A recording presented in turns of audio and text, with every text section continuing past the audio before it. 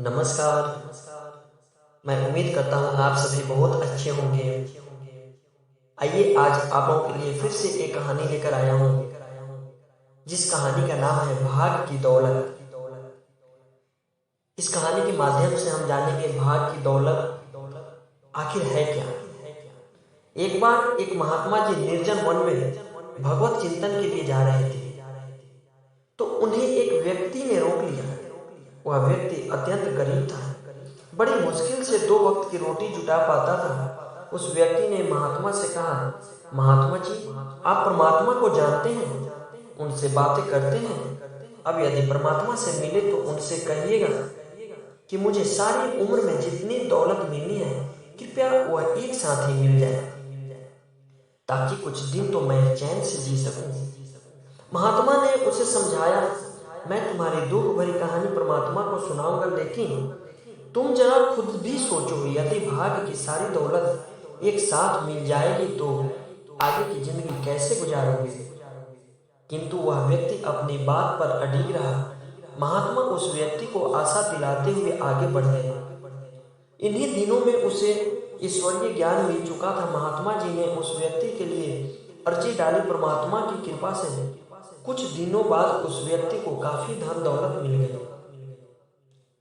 जब धन दौलत मिल गई तो उसने सोचा, मैंने अब तक गरीबी के दिन काटे हैं, ईश्वरीय सेवा कुछ भी नहीं कर पाया। अब मुझे भाग्य की सारी दौलत एक साथ मिली है, क्यों न इसे ईश्वरीय सेवा में लगाऊं, क्योंकि इसके बाद मुझे दौलत मिलने वाली नहीं है। ऐसा सोचकर उसने लगभग सारी दौलत ईश्वरीय सेवा में लगा दी।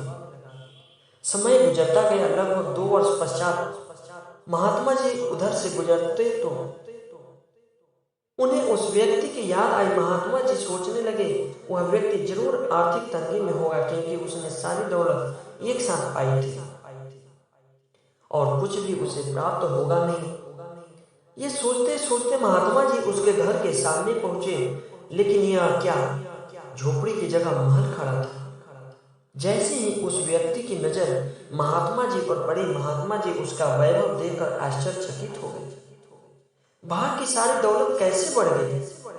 वह व्यक्ति नम्रता से बोला, महात्मा जी, मुझे जो दौलत मिली थी वह मैंने चंद दिनों में ईश्वरीय सेवा में लगा दी थी। उसके बाद दौलत कहां से आई मैं नहीं जानता। इसका जवाब तो परमात्मा ही दे सकता है। महात्मा जी वहां से चले गए और एक विशेष स्थान पर पहुंचकर ध्यान मग्न हुए। उन्होंने परमात्मा से पूछा, यह सब कैसे हुआ महात्मा। भगवान की आवाज सुनाई दी, किसी की चोर ले जाए, किसी का आग जलाए, धन उसी का सफल हो जो ईश्वर अर्थ लगाए। सिख, जो व्यक्ति जितना कमाता है उसमें का कुछ हिस्सा अगर ईश्वरीय सेवा कार्य में लगाता है तो उसका फल अवश्य मिलता है। इसलिए कहा गया है, सेवा का फल तो मीठा ही होता है।